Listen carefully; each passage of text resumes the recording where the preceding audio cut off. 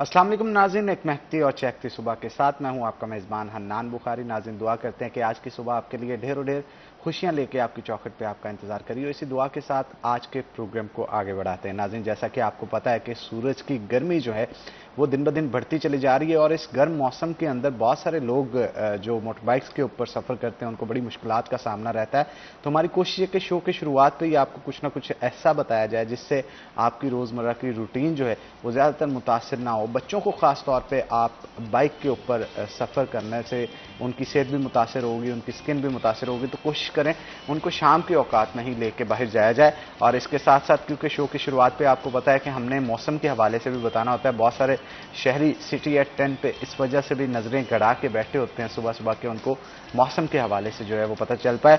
तो कैसा रहेगा आज का मौसम, चलते हैं हम टुडेज वेदर की तरफ।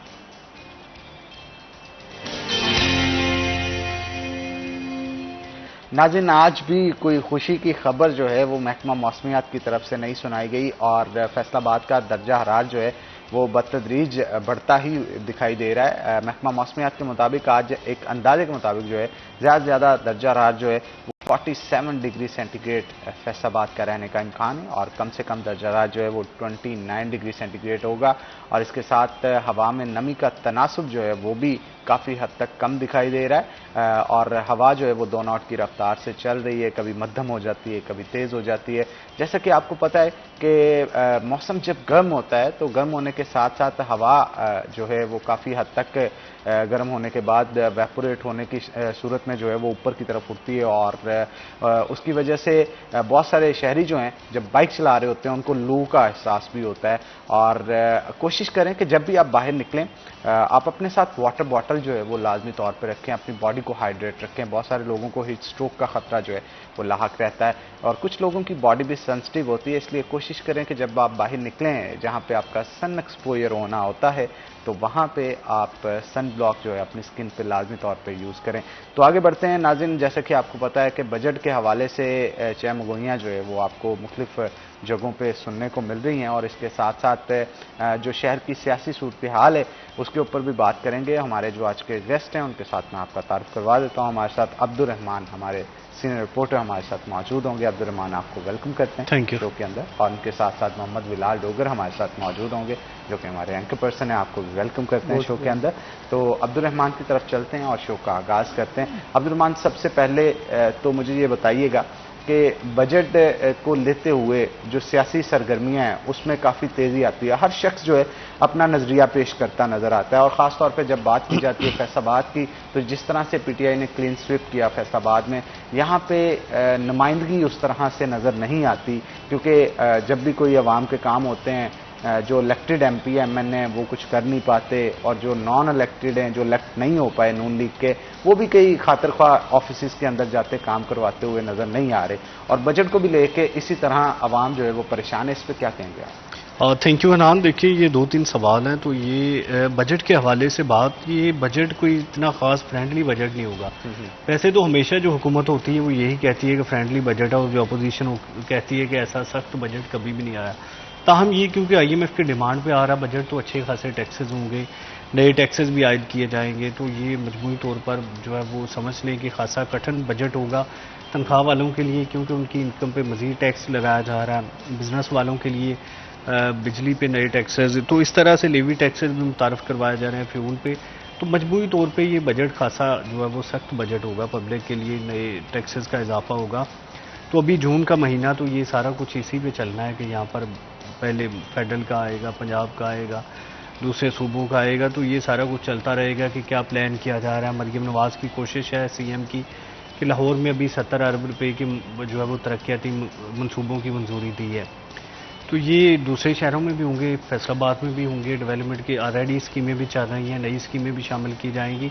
तो नून लीग का ये है, हमेशा से ये चलता है कि वो इंफ्रास्ट्रक्चर पर बड़ा फोकस करते हैं, रोड्स की डेवलपमेंट पे, नई रोड्स बनाना, नए जो है वो चीज़ें बिल्डिंग्स बनाना। इसके अलावा जो है वो समझ लें कि जितनी भी फैसलाबाद की डेवलपमेंट है वो काफ़ी हद तक नून लीग के दौर में हुई है। यहाँ पर आपको जितने भी अंडरपासेस, फ्लाई ओवर नज़र आते हैं, तो ये खासा फोकस होता है नए अस्पताल से या पुराने अस्पतालों को मज़ीद इंक्रीज़ करना, उनके बेड्स बढ़ाना। चिल्ड्रन अस्पताल या जितने भी यहाँ पर जनरल अस्पताल हैं उनको मज़ीद इंक्रीज़ किया जा रहा है। ये फ्लाईओवर जो है वो अब्दुल्लापुर वाला, ये 15 जून की डेडलाइन है कि इसको ख़त्म किया जाए। तो ये सारा कुछ जो है वो नून लीग के दौर में चलता रहता है, डेवलपमेंट चलती रहती है, प्रॉपर्टी जो है वो काफ़ी इस हवाले से बूम भी होती है, तमाम प्रॉपर्टी पर नए टैक्सेस भी लगाए जा रहे हैं। ये गवर्नमेंट अपनी बुनियादों पर कोशिश कर रही है कि यहाँ पर जो प्रॉपर्टी है उससे लोग पैसा निकाल के इंडस्ट्री की जानब लेकर जाएँ। तो ये सारा कुछ चल रहा है। दूसरा जो था सवाल यहाँ पर लोकल MPs के हवाले से, तो ये नून लीग के लोगों की बड़ी बदकिस्मती रही है कि 2018 में यहाँ से फैसलाबाद से कोई 11 MPs नून लीग के जीते थे और 10 MPs हारे थे, PTI के थे। तो मसला ये था कि वो हुकूमत उनकी नहीं थी, वो जीते हारे सारे बराबर थे। PTI वालों ने एंजॉय किया, अपने जो भी काम शाम सारा कुछ किया। नून लीग वाले जीत के भी ज़्यादा सीटें काम नहीं करवा पाए। फिर जब कुछ महीनों के लिए हुकूमत आई तो वज़ीर आला हमजा शहबाज शरीफ ने अपनी कैबिनेट ही नहीं बनाई, तो अदालत से फारग कर दिए गए।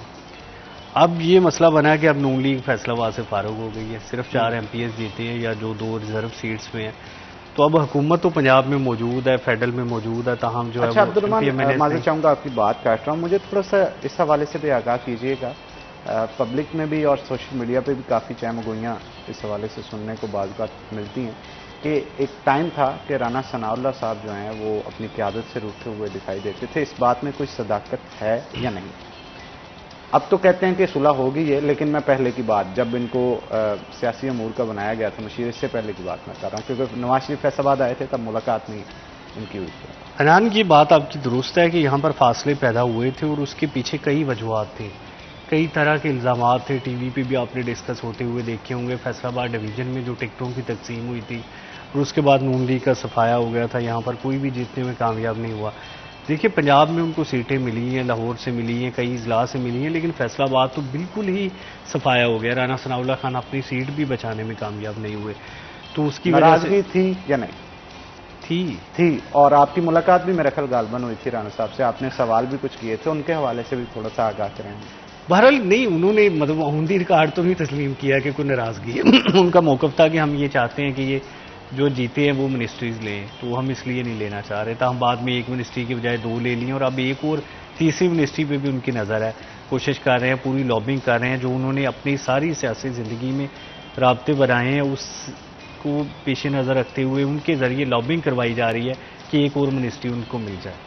क्या कामयाब होते दिखाई दे रहे हैं? देखिए, ये महल्लाती साजिशें होती हैं, इसमें कोई पता नहीं चलता कौन कामयाब होता है कौन नाकाम होता है। हर सियासी बंदा अपने अपने प्यादे आगे बढ़ा रहा होता है शतरंज की चाल में, जिसका जहां पे दांव लगता है कि राना सनाउल्लाह का ग्रुप जो है वो इस चीज़ से काफ़ी हद तक मुतासिर हो रहा था, ये चहमगोइयाँ सुन के कि नाराज़गी चल रही है, तो उसके बाद जैसे ही मामला दुरुस्त हुए तो फिर मामला काफ़ी हद तक फिर एक पार्टी भी रखी गई, गालबन जो हमारे साबिक MPA रह चुके हैं राना अली बास के यहाँ, वहाँ पे मुलाकात भी हुई बहुत सारे लोगों की आपस में, तो एक मुत्तहिद होने का मैसेज भी आगे दिया गया। इसमें कुछ सदाकत है? हनान, देखिए, जब मिनिस्ट्रीज नहीं मिली थी, जब खुडे लाइन लगे हुए थे, तो कई लोग उनके डेरे पे जाना छोड़ चुके थे या उस तरह से नहीं जा रहे थे। ये मसाइल तो मौजूद थे। बहरहाल जब यहाँ पे मरियम नवाज आई और मियां नवाज शरीफ आए, तो ये इस पे जो पहले जो लोगों की अफवाहें थी उनको एक तरह से जो है वो सच साबित होने लगा कि शायद अब इनका जो है वो पत्ता साफ कर दिया गया। तो उनके अपने ग्रुप के लोग एक और बंदे के गिर्द ज़्यादा जाना शुरू हो गए थे फैसलाबाद में ना, एक और ग्रुप को ज़्यादा एम्पावर करना शुरू कर दिया था उन्हीं लोगों ने। तो ये तो सियासत में चलता है। देखिए, ये सारा ग्रुप कभी शेर अली का था, राना सनाउल्लाह खान का था, अब किसी और का हो जाएगा। तो ये सारी चीज़ें तो जो है वो चलती रहती हैं। जब राना सनाउल्लाह खान ने कहा यह जाता है कि वो शायद मिनिस्ट्री शुरू में नहीं लेना चाहते थे, लेकिन उन्होंने इसी वजूहत की बिना पर ली कि जो उनका ग्रुप है वो मुतहद रहे, उनके काम होते रहें और जो अफवाहें हैं उनका खात्मा हो जाए। पार्टी की उस लिस्ट में वो अभी भी नहीं आए जहां पर सारे काम वो करते थे। ये देखिए, 2008 से 18 के दरमियान शहबाज शरीफ के राइट हैंड रहे, या उसके बाद 2022 से 23 के दरमियान जो है वज़ीर दाखिला के तौर पर पूरे मुल्क में राज किया और बड़ा जो है वो अपर हैंड में रहे, या मतलब वज़ीर आज़म के बाद नायब वज़ीर आज़म उन्हें कह लें। अब बहरहाल वो सियासी मकाम मौजूद नहीं है, अब चीज़ें उस तरह से नहीं है। कोशिश यही है उनकी कि चीज़ें पुराने मकाम पर चले जाएँ, ताहम कई लोग मज़ीद जो है वो आ चुके हैं। इस वक्त जो अवान वज़ीर आज़म में लोग हैं शहबाज शरीफ के इर्द गिर्द, वो भी उनका मुखालिफ टोला है। इसी तरह से पंजाब में भी कई लोग उनका मुखालिफ ग्रुप है, तो अभी उनकी स्पेस उस तरह से बन नहीं रही। बिल्कुल आप ठीक कह रहे हैं। और मेरे ख्याल है राना सनाउल्लाह साहब जो हैं इस मामले में काफ़ी संजीदगी के साथ काम करते हुए भी दिखाई दिए, और यही वजह है कि वो अपनी साख बचाने के लिए जो है वो काम करते हुए फील्ड के अंदर नज़र आ रहे हैं। और बाकी सियासतदानों की निस्बत फैसलाबाद की हद तक या इवन पाकिस्तान में भी आपको देखा होगा आपने कि राना सनाउल्लाह साहब काफ़ी ज़ीरक हैं और बड़े एहतियात से बहुत सारे मामलात में, चाहे वो बयान देना हो या काम करना हो, उसमें जो है वो बात करते हैं। तो बिलाल डोगर साहब भी हमारे साथ मौजूद हैं, उनसे भी बात करते हैं। बिलाल, ये बताइएगा कि ये जो बजट बोला गया, इस पे हमारे जो फैसलाबाद के ताजर हैं उनका रिएक्शन क्या था?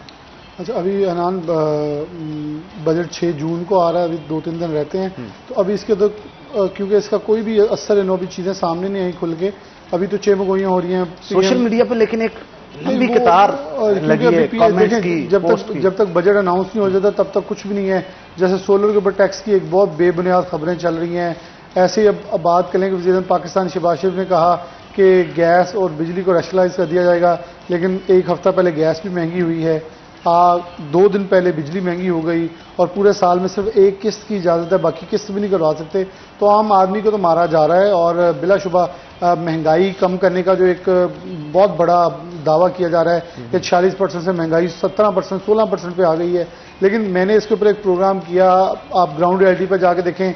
गला मंडी से एक DC फैसलाबाद मीटिंग करके रेट लिस्ट मुरतब करते हैं, जो रेट लिस्ट निकलती है 9 जून को, और 23 और 28 9 मई को, 28 और 29 मई को जो खरीदो फरोख्त होती है, 24 मई को जो खरीदो फरोख्त होती है मंडी से, वो उस कीमत से परचून से 20-20 रुपए महंगी होती है। तो बिलाशुबा ये सिर्फ आवाम को धोखा है कि आप एक रेट लिस्ट सरकारी निकालते हैं, जो कि आप अपने अदाद शुमार के मुताबिक आप बताते हैं CPI के मुताबिक हम इतनी महंगाई कम हो गई है। हमने जो हमारा अदाद शुमार का अदारा है वो जो कहता है पाकिस्तान में इन्फ्लेशन कम हो गई है। तो फिर पाकिस्तान में सबसे बड़ा अजाब तो मार्कअप रेट है। मार्कअप रेट को आप नीचे लेके, हर एक का इस वक्त मुतालबा पाकिस्तान में मौशी बदहाली का सबसे बड़ा वजह शरह सूद है। इसको आप जैसे मर्जी पर्दा देके शरई कर लें, गैर शरई कर लें, लेकिन ये एक ऐसा घिनौना जुर्म है जिसने पूरे पाकिस्तान के हर फर्द को जकड़ा हुआ है, क्योंकि इन्वेस्टर ने पैसा उठा के बैंकों में चले गया है, मालदार बंदा पैसा बैंक में रख के अपना फिक्स अमाउंट खा रहा है साल की। और जो इस पे मजीद भी गुफ्तगू करेंगे, लेकिन यहाँ पे लेंगे हम छोटी सी ब्रेक। ब्रेक के बाद दोबारा हाजिर होंगे। आपने कहीं नहीं जाना, हमारे साथ रहना है।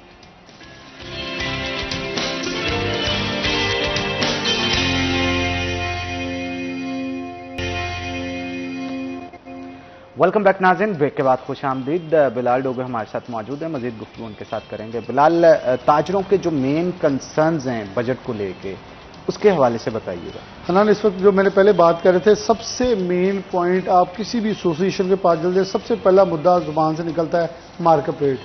22% जब आप बैंक से पैसे लेने जाते हैं, उसके ऊपर आपको कम से कम ये 22 नहीं देना पड़ता, 25-26 देना पड़ जाता है। और ये 25-26 किसी कारोबार के अंदर इतना प्रॉफिट मार्जिन नहीं है। यानी कि आप कमा रहे हैं, बैंक को दे रहे हैं, कमा रहे हैं, बैंक को दे रहे हैं, ना बिजली का बिल उतार पाएंगे। अब देखें, जिस फैक्ट्री का बिल 1.5 लाख आता था, उसका बिल 9 लाख हो गया।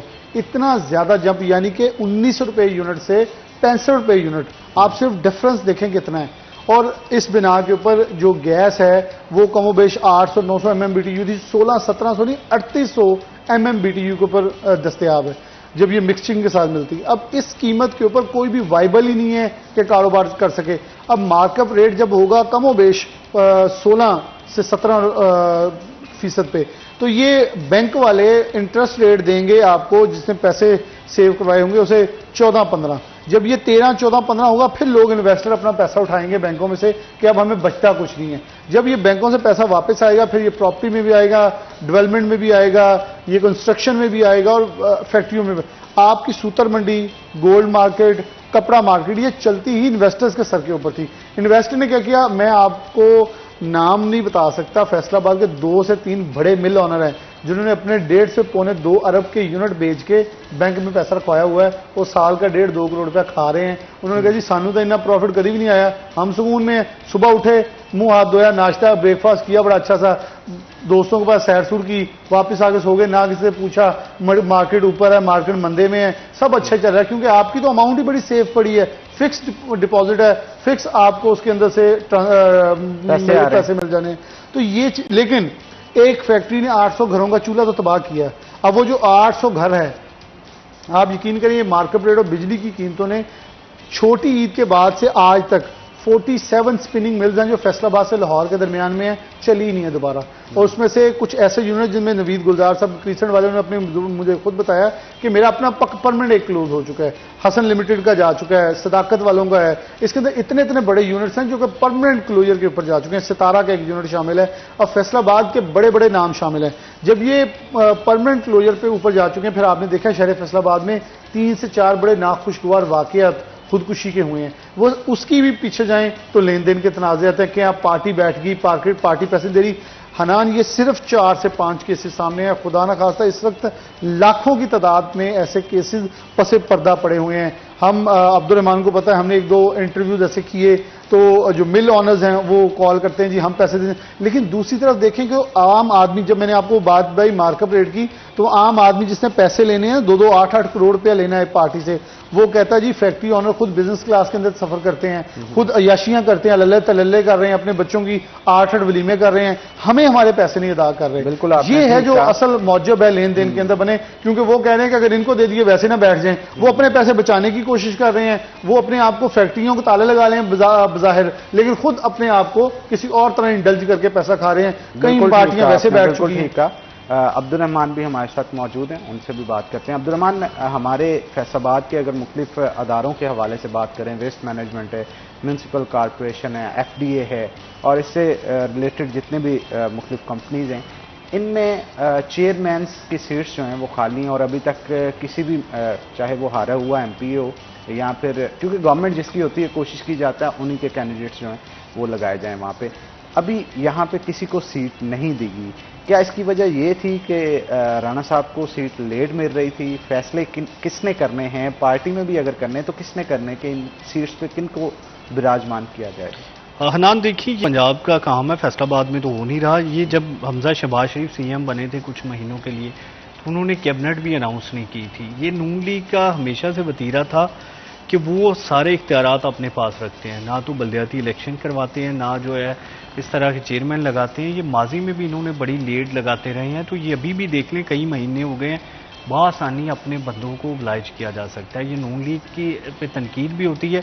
PTI देखे, चौधरी परवेज इलाही CM बनते थे, 1 हफ्ते में सारे बंदे नीचे से ऊपर तक कमेटियां, FDA में चेयरमैन लगाते थे, उसके साथ कितने वाइस चेयरमैन भी लगा देते थे। यानी आपके कहने का मकसद है कि पावर ट्रांजिशन जानबूझ के नहीं की जाए? एग्जैक्टली, ये नून लीग जानबूझ के अपने बंदों को oblige नहीं करती, जानबूझ के कारकुनान को उहदों पे नहीं नवाजा जाता। देखें FDA या जितनी आपने बॉडीज गिनवाई हैं या पंजाब लेवल पे या कैबिनेट को बढ़ाया जा सकता है, कई तरीके हैं, लेकिन वो इस सबसे बेहतर समझते हैं कि डायरेक्ट डिप्टी कमिश्नर से पूछें क्या हो रहा है फैसलाबाद में, डायरेक्ट उनसे रिपोर्ट्स लें।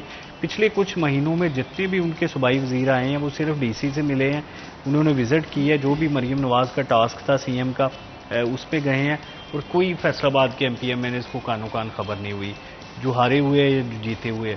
लेकिन इसका नुकसान भी तो होता है ना अब्दुल रहमान, जैसे सपोज हम वेस्ट मैनेजमेंट की बात कर लेते हैं या कारपोरेशन की बात कर लेते हैं। एक वाकया जो इवन मेरे साथ गुजरा, मैं आपको आप बीती बताता हूँ कि हमारे जहाँ पे मेरा घर है उससे चंद मोहल्ले छोड़ के एक मोहल्ला था, उसके अंदर गटर का पानी जो है वो बहुत सीवर पानी वाटर का बहुत इशू था। इतना इशू था कि बदबू की वजह से मोहल्लेदार जो हैं वो इस कदर परेशान थे कि वहाँ से वो कहते थे जब नमाज के लिए जाना होता है छींटे पड़ते हैं और भी बहुत सारे मसाइल वो बता रहे थे। तो जो सेंट्री वर्कर्स होते हैं किसी भी UC के अंदर वहाँ पे काम करते हुए दिखाई नहीं दे रहे थे, ना कूड़ा क्रिकेट साथ उठाते थे। इसके अलावा सीवर की लाइन जो है वो तबाह हो चुकी थी। तो कह करवा के बड़ी मुश्किल से वो लोग दिन रात जो है वो चक्कर लगा लगा के उन्होंने CO कॉरपोरेशन से वहाँ पे काम करवाया और 2 दिन के बाद फिर वही सूरत हाल थी। चाहे वासा हो या फिर इसके साथ साथ कॉरपोरेशन हो या फिर इसके साथ साथ वेस्ट मैनेजमेंट हो, कहीं पे भी उस तरह से नुमाइंदगी नहीं देखने को मिल रही आम आवाम के लिए जैसे देखने को मिलनी चाहिए। हनान, देखिए नून लीग के दौर में जब चेयरमैन एक्टिव थे तो वो अपने डेरों पे जो है वो हाजिरी लगवाते थे वेस्ट वर्कर्स की, या जो है वो वासा वाले सारे उनको खींच के रखते थे। उसके बाद PTI ने यही काम अपने MPA से या कोऑर्डिनेटर से करवाया। अब ना कोई चेयरमैन है ना कोऑर्डिनेटर है, सारा कुछ DC के जरिए हो रहा है। अब एक DC पूरा ज़िला कैसे चला सकता है? चेयरमैन जो इनके पुराने हैं या जो इनके कारकुनान हैं या इनके अहदेदारान हैं, उनको अगर मोहल्लों का टास्क दिया जाता है कि इस मोहल्ले में जो है वो वेस्ट वर्कर्स हाजिरी लगाएंगे, तो वो यकीनन इस काम को बेहतर करेंगे। देखिए, ये हमारा सिस्टम चलता ही ऐसे है। वेस्ट मैनेजमेंट कंपनी अपने शहर में जो इतराफ़ है वहाँ पर तो काम कर लेगी, लेकिन जो गली मोहल्ले है वहाँ पर ये यूसी चेयरमैन या जो बल्दियाती नुमाइंदगान या जो नून लीग के करीबी है वो ही काम करवा सकते हैं। इसी तरह से बासा की सूरत हाल अब पूरे शहर में ओवरफ्लो का मसला है। शाम 4 से 7 पूरा शहर जो है वो उबला पड़ा होता है पानी से। जो भी पानी यूज़ हुआ है दिन में वो शाम को बाहर होता है रोड्स पर, फिर यही सूरत हाल होती है। तो ये सारा कुछ इंफ्रास्ट्रक्चर बनने वाला है, ये नई पाइपलाइंस भी बनने वाली हैं, लेकिन ये रोज़ाना की बुनियाद पे तो काम किया जा सकता है कि जहाँ पर ज़्यादा है वहाँ पर कोई आर्जी पंपिंग का काम किया जा सकता है। लेकिन अब एमडी को कोई मसला नहीं है, वो अपने दफ्तर में बैठे हैं। हाँ, ये इशू है मेन। और आपने जहाँ पे इंफ्रास्ट्रक्चर की अभी बात की, आप पहले भी कह रहे थे कि नून लीग के दौर पे मेन फोकस इंफ्रास्ट्रक्चर पे होता है। फैसलाबाद के हवाले से कुछ बताइएगा, कोई नया प्रोजेक्ट, कोई रोड्स नए बन रहे हो, सीवर लाइन कहीं? बजट में उम्मीद है कि फैसलाबाद के लिए कुछ होगा, लेकिन अब मसला ये बना है कि फैसलाबाद में सारे बंदे हार गए हैं, राना सनाउल्लाह खान समेत सारे। एक शहबाज बाबर समुंदरी से जीते हैं और 4 MPs जीते हैं, और वो सारे गांव देहात से हैं। शहर में टोटल फारग हो गया है। तो अब जो कुछ यहाँ पे होगा वो सारा ब्यूरोक्रेसी के जरिए होगा। शहबाज शरीफ ने अपनी 10 साला वजारत आला में फैसलाबाद में सिर्फ राना सनाउल्लाह खान और DC ही एम्पावर रखे थे। बिल्कुल ठीक कहा, हम इस पर मजीद भी गुफ्तगू करेंगे, लेकिन एक छोटी सी ब्रेक के बाद ब्रेक लेंगे। ब्रेक के बाद दोबारा हाजिर होते हैं। आपने कहीं नहीं जाना, हमारे साथ रहना।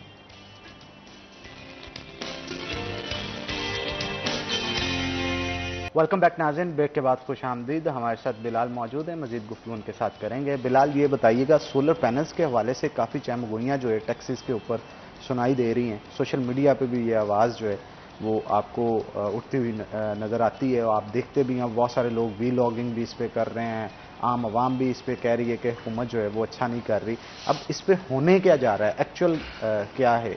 अच्छा, सुबह भी किसी ने मुसद्दिक मलिक साहब को ये इंटरव्यू में पूछा तो उन्होंने कहा मैं कमो बेश पता कितनी बार इसके ऊपर इंटरव्यू दे चुका हूँ कि हकायक ऐसे नहीं हैं जैसे प्रेजेंट किए जा रहे हैं, बल्कि हुकूमत में मुझे याद पड़ता है 8 प्रेस कॉन्फ्रेंस कमो बेश इसके ऊपर कर दी हैं। बल्कि अवैस लगारी साहब ने भी इसके ऊपर प्रेस कॉन्फ्रेंस की है कि वो अवैस लगारी ने ये बड़ा खूबसूरत अंदाज में बताया कि 2016-17 में ग्रीन मीटरिंग होती ही नहीं थी। ये नून लीग का ही प्रोजेक्ट था, उन्होंने ये शुरू की, लेकिन क्योंकि जो प्राइस रिडक्शन की वजह से एकदम लोगों ने लगाया सबसे ज़्यादा और उसका फिर इम्पैक्ट आया है, तो उसको अभी तक वो कह रहे हैं कोई प्लान नहीं है। बिलाशुबा ये फ्यूचर में हनान करना पड़ेगा। और एक मिनट, मेरी एक बार मैंने ना 2-3 जुमले पहले भी इस पर प्रोग्राम में बड़ा category, I think so Abdul Rahman भी इस पर अपना वर्डिक्ट दें तो ये बड़ा खास होगा मेरे लिए भी, कि हमने पहले गैस को, मैं बड़े पंजाबी में फूका है अपने घरों में जला जला के, जो कि इंडस्ट्री के लिए होनी चाहिए थी, गाड़ियों में भर भर के ज़ाया की है, फिर हम अब रो रहे हैं महंगी कॉस्टिंग पे। दूसरा पॉइंट, ये जो सोलर है आप इसको बकायदा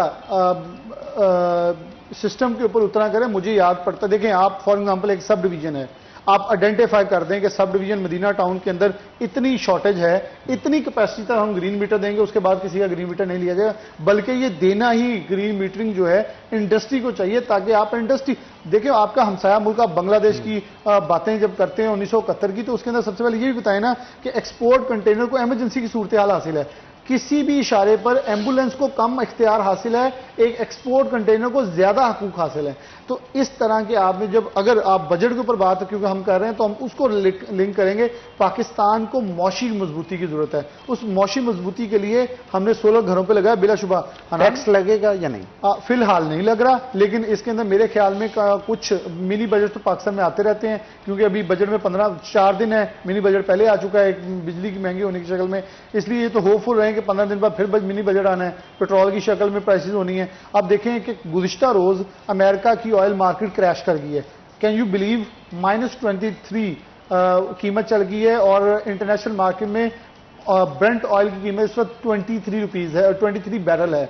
तो मेरे ख्याल में उसका एडवांटेज हमें 15 को ना मिला तो हम देखेंगे अब, या जो आने वाले महीने की 15 तारीख है उसको मिलनी चाहिए। अब देखिए हनान, बड़ी चीजें पेचीदा कर दी गई हैं। टैक्स, मैं अगर अपनी आप मेरी आरा पूछें तो टैक्स का नफाज होना चाहिए, क्यों, इसका मैं जवाब, 5 मल्ले वाले ने 10 kVA लगा लिया, 10 मल्ले जिसको 10 kVA की जरूरत थी उसने 15 लगा लिया, जिसको 15 जरूरत थी उसने भी। हमने तो कारोबार समझ लिया सोलर को कि जितनी प्लेटें ज्यादा लगाएंगे। ये एक मिथ जो है बड़ी गलत क्रिएट हुई है। जितनी आपको कंजम्पशन की जरूरत है आप उतनी यूज करें, उससे सरप्लस हो। एक सर्दियों का सीजन आएगा तो आपका बैलेंस हो जाएगा, लेकिन हम उससे सरप्लस करना चाह रहे हैं कि हमारा फेस्को की तरफ कुछ 10-15 हजार रुपया एडवांस हो तो हम कहते हैं अब बिजली अच्छी पैदावार हो रही है। तो इसमें गलत क्या है बिलाल? देखिए, अगर पूरी दुनिया का आप आदादोशुमार उठा के देखें तो ऐसा नहीं होता। एक कानून है, दुनिया में पावर क्राइसिस ऐसा है भी नहीं यहाँ पे।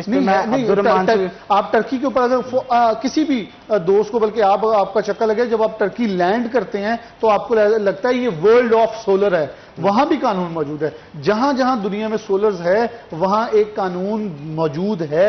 हमारे कानून ही मौजूद नहीं है। हमारे आप देखें ना, ग्रीन मीटर भी की कीमत क्या है, कमोबेश 25-26 हजार, लेकिन लगता है 1.5 लाख में है। बिल्कुल, तो वक्त ही बताएगा कि इस पे कानून कोई बनता है कि नहीं। अब्दुर्रहमान साहब, आप इस हवाले से क्या कहेंगे? गवर्नमेंट इस चीज को लेके, सोलर पैनल्स को लेके क्या स्ट्रेटेजी बना रही है?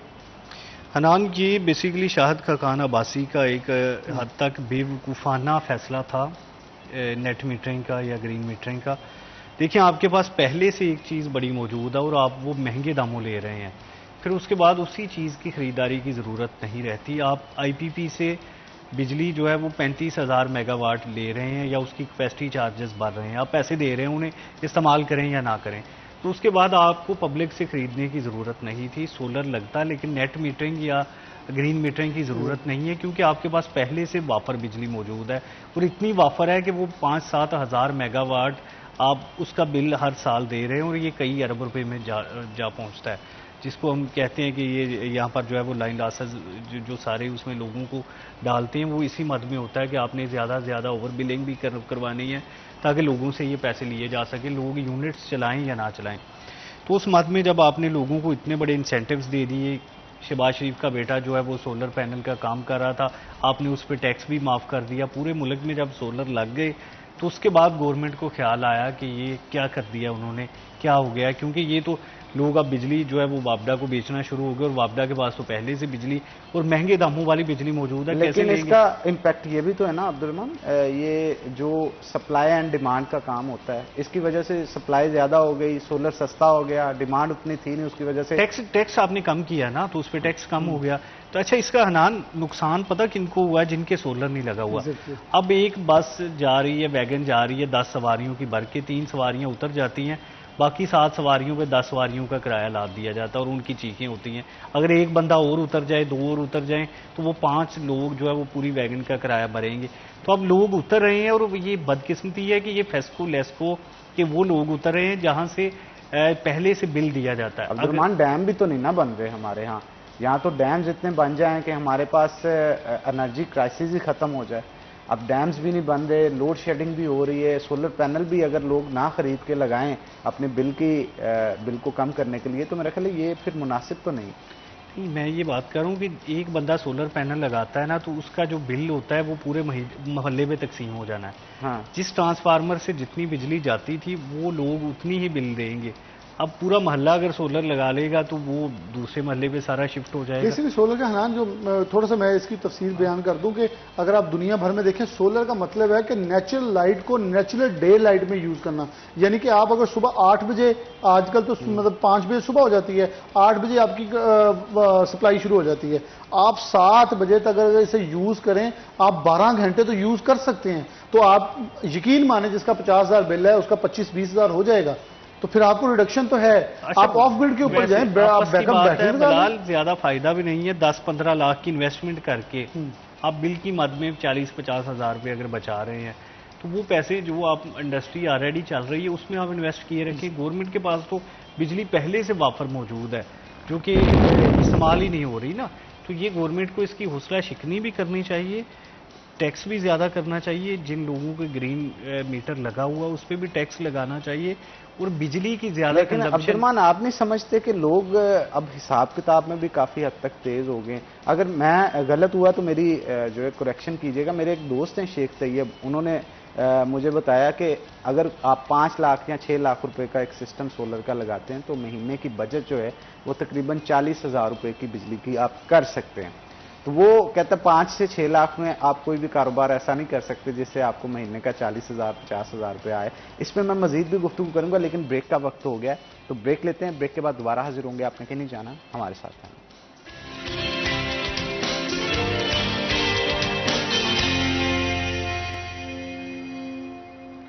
वेलकम बैक नाज़रीन। ब्रेक के बाद खुश आमदीद। हमारे साथ अब्दुल रहमान मौजूद हैं, मजीद गुफ्तगू उनके साथ करेंगे। अब्दुल रहमान, ब्रेक से पहले मैं जहाँ से गुफ्तगू कर रहा था कि वो समझते हैं शहरी कि अगर तकरीबन 5 से 6 लाख रुपया या 5 केवी का अगर लगा लिया जाता है सोलर सिस्टम पे, तो तकरीबन महीने का 40 से 50,000 रुपया उनका सोचना ये है कि बचाया जा सकता है एक अंदाजे के मुताबिक।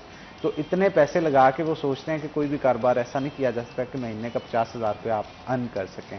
तो ये कॉन्सेप्ट जो बन चुके हैं लोगों के जहनों में सोलर को लेके, और आगे आने वाले दिनों में क्या होने जा रहा है, इस पर भी जरा फोकस करें। हनान, गर्मियों में ज़्यादा बिल आते हैं, सर्दियों में कम आते हैं, और वैसे भी 40-50 हज़ार बिल हर बंदे का नहीं आता ना, और ना ही 5-6 लाख हर बंदे की जेब में मौजूद है। ये तो एक मखसूस क्लास है ना जिसका बिल 1 लाख के करीब आता है, तो उसमें से 40-50 हज़ार बचेगा ना। फिर ये होगा कि डे टाइम क्या, नाइट टाइम क्या, मतलब ये तो आपके पास एक्स्ट्रा अगर इन्वेस्टमेंट है तो फिर तो ठीक है, कर दें। और वही मैं कह रहा हूँ कि जिन लोगों ने की है ये अनफॉर्चुनेटली उन इलाकों में जहाँ से बिल्स पहले से दिए जाते थे, और इसी वजह से फेस्को, लेस्को और दूसरे इलाकों में पंजाब में ज़्यादा मसला बना है। सिंध से या KBK से या बलूचिस्तान से जहाँ से पहले ही बिल्स बड़े कम आते हैं, या जहाँ पे लाइन लॉसेस ज़्यादा और जिनके लाइन लॉसेस फिर इधर से देने पड़ते हैं, तो उन इलाकों में सोलर लगाने का रुझान भी ज़्यादा हुआ है। तो ये सबसे बड़ा मसला वापडा के लिए बना है कि इनका तो प्लान था कि उन इलाकों में ज़्यादा होगा, मतलब एक अंदाज़ा लगाया गया था, लेकिन इसी वजह से अब इसको टैक्स नेट में या दूसरे तरीक़ों में लाना है कि इन लोगों से हम कुछ ना कुछ वसूली तो करें।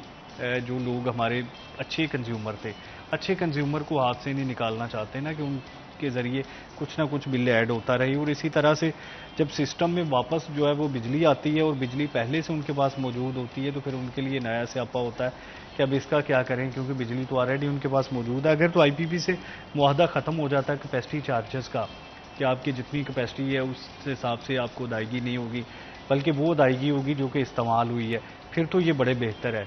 देखिए, पाकिस्तान के अलावा IPP का इंडिपेंडेंट पावर प्रोड्यूसर इस तरह के जालमाना मुआहदे तो कहीं भी नहीं है।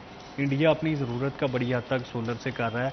चीन तो सारे रिकॉर्ड तोड़ रहा है ना कि वो सोलर के ज़रिए जो है इतनी ज़्यादा बिजली पैदा कर रहा है, या दीगर तरक्की याफ्ता ममालिक पैदा कर रहे हैं। इवन कि अब जिन मुल्कों में सूरज उस तरह से नहीं होता, वो हवा से पैदा कर रहे होते हैं। और ये पूरे सिंध में अगर जिस तरह से हवा चलती है ना, इसके लिए 10-12 किलोमीटर पर आवर की जो है हवा चल रही होती है ज़रूरत बिजली बनाने के लिए। तो सिंध में तो अंदरून सिंध में 17-18 किलोमीटर चलती रहती है हवा दिन रात में ना, तो वहाँ पर तो ये पूरा सेटअप बनाया जा सकता है। लेकिन हुकूमत इस वजह से नहीं बनाती, या इस वजह से तरजीह नहीं होती कि हम जो मुआहदों में फंसे हुए हैं फिर उसका क्या बनेगा। तो ये हुकूमत को ये सारा जो IPPs के हवाले से बता रहे थे आप, उस पर भी थोड़ा फोकस डालिएगा। मैं चाहता हूं कि लोगों को थोड़ी हकायक के बारे में पता चले कि हर शख्स समझता है कि अगर मैं कम यूनिट यूज़ करूंगा तो बिजली या जितने पहले कर रहा हूं उतना ही बिल आएगा अगर उतने यूनिट यूज़ करता हूं। इसके ऊपर आप हनान, इंडिपेंडेंट पावर प्रोड्यूसर के साथ हमारा मुआहदा है कि हम बिजली जितनी भी यूज़ करें या ना करें, उनको 35,000 मेगावाट जो उनकी कैपेसिटी है उसके मुताबिक हम उनको पेमेंट करेंगे, और वो डॉलरों में पेमेंट्स उनको होगी। उनको फर्नेस आयल या दूसरी तमाम चीज़ें जो है वो बैरूनी ममालिक से ला के देंगे, और उसके बाद जो है वो उनको उतने पैसे अदा करेंगे। ये मियां मनशा और दूसरे जितने भी नून लीग के या पीपल्स पार्टी के करीबी लोग हैं जो हुकूमत में अभी भी बैठे हुए हैं, हमेशा कैबिनेट में होते हैं, उनकी अपनी कंपनीज हैं जो कि हुकूमत को बिजली बेच रहे होते हैं। तो अब मसला ये है कि अब लोग इस्तेमाल करें या ना करें, वो पैसे भरने पड़ते हैं। तो जब शाहिद खकान अब्बासी ने मनसूबा शुरू किया था तब भी इस पर तनकीद हुई थी अच्छी खासी, लेकिन तब लोगों में रुझान कम था। अब रुझान बहुत ज़्यादा बढ़ गया है क्योंकि बिल्स बढ़े हैं। वो वही रिएक्शन हुआ है ना कि जब लोग उधर से कम होना शुरू हुए तो लोगों को बिल ज़्यादा आने शुरू हो गए। अब जो सोलर नहीं लगा पाएगा वो ज़्यादा बिल भरना शुरू हो जाएगा, तो एंड पे जो कंज्यूमर बचेगा वो सोलर वालों के खाते के पैसे भी जो है वो अपने पल्ले से देगा। बिल्कुल आपने ठीक कहा। बिलाल, आप क्या कहेंगे इस हवाले से? ये बिल्कुल अब्दुल रहमान सही कह रहे हैं, मैं बात तो सेकंड करूंगा। बेसिकली IPPs एक ऐसे सफ़ेद हाथी हैं जो कि हमारे गले में पड़े हुए हैं। देखें, 25 साल पहले जो मोहतरमा बेनज़ीर भुट्टो शहीद ने मुआहदे किए थे वो पिछले साल, इस साल के आगाज़ में ख़त्म हुए हैं 25 साल बाद, और अगले ऑलरेडी हुए हैं। तो अभी दरमियान में जाकर थोड़ा सा जो कुशन बिजली में मिला था वो 25 साल वाला जो आईपीपी से मुआहदे टूटे थे उनका मिला था। बिल्कुल, हम इस पे मजीद भी गुफ्तगू करना चाहते हैं, लेकिन वक्त जो है वो कम है, इसलिए छोटी सी ब्रेक लेंगे। आप दोनों का बहुत शुक्रिया शो में आने के लिए। ब्रेक के बाद दोबारा हाजिर होंगे, आपने कहीं नहीं जाना, हमारे साथ रहना।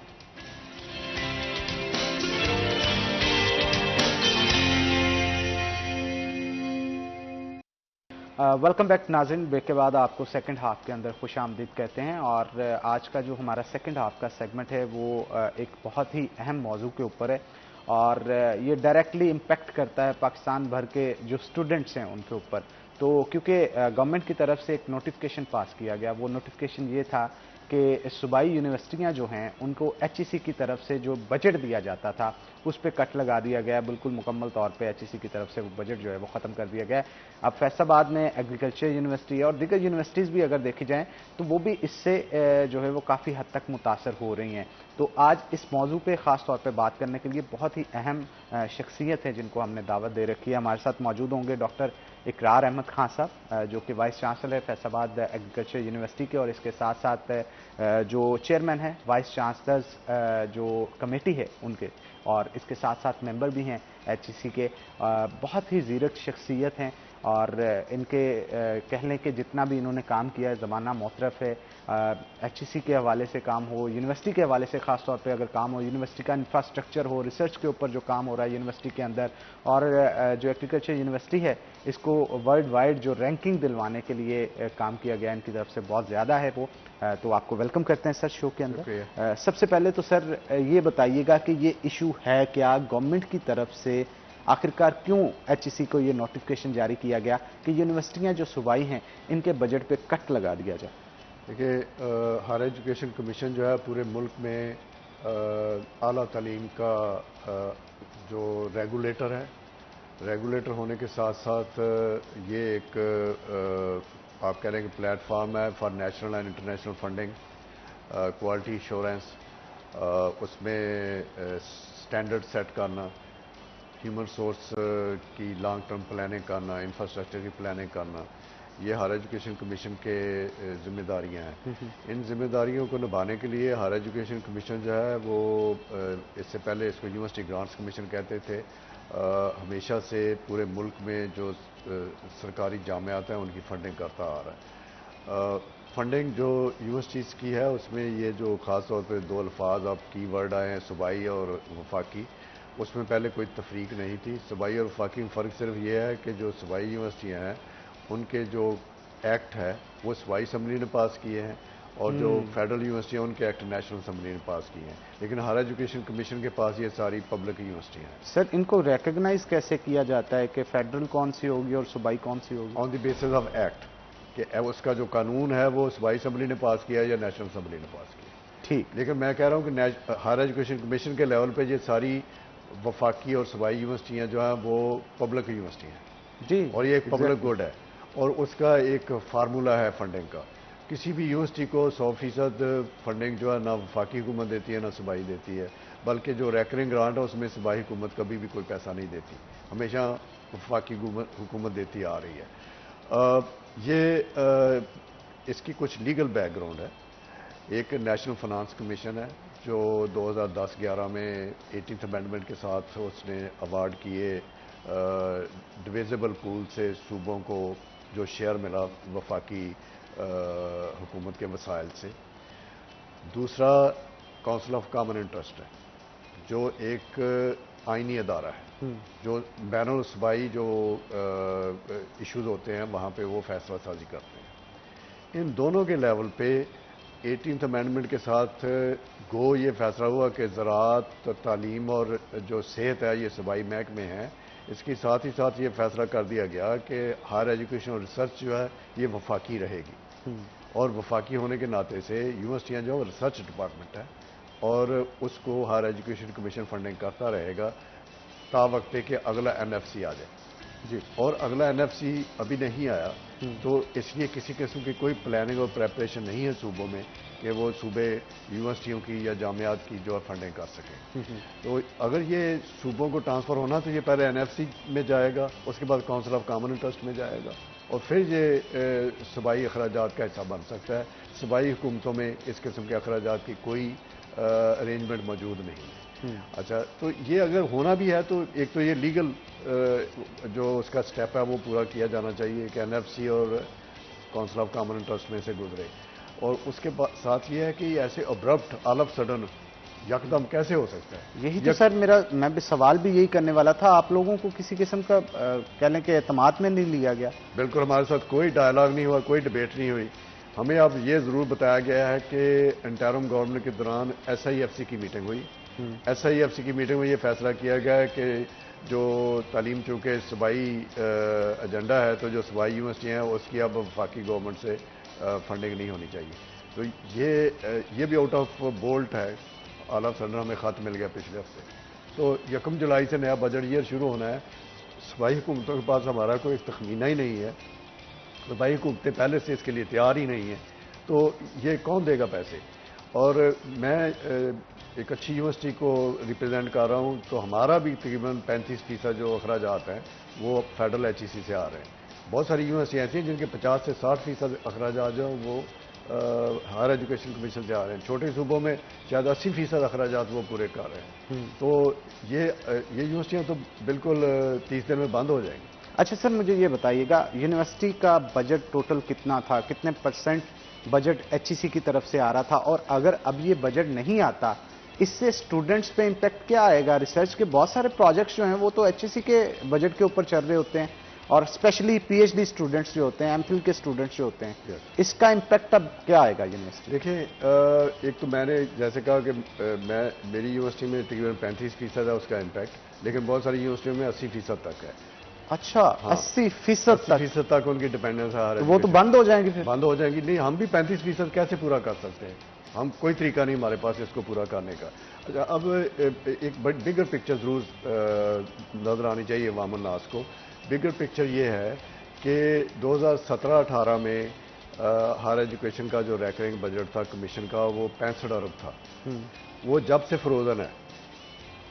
अच्छा, और ये अब पिछले 7 साल में जो प्राइस एस्केलेशन है वो 200%, 300% हो चुकी है। तनख्वाहें डबल हो चुकी हैं। जो कास्ट ऑफ यूटिलिटी है वो 4 गुना हो चुकी है। हर किस्म के अखराजात बढ़ चुके हैं। तो हम उसको किसी न किसी तरह से इस तरह मैनेज करते थे कि हमने कोई फीस बढ़ाई। ज़्यादा फीस हम बढ़ा नहीं सकते क्योंकि यहाँ पे लोअर मिडिल क्लास या अवाम उन्नास के बच्चे पढ़ते हैं।